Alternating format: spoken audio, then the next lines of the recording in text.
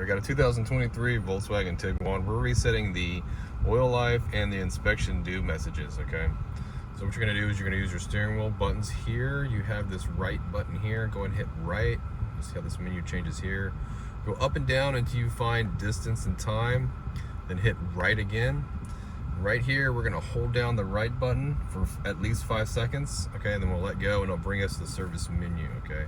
So 1, 2, 3, 4, and 5. Let go. Service menu. All right. Reset oil change, reset inspection. Here's what we have. These guys here. Go ahead and press OK. We're going to do oil change. Okay, again. It tells you that it was reset.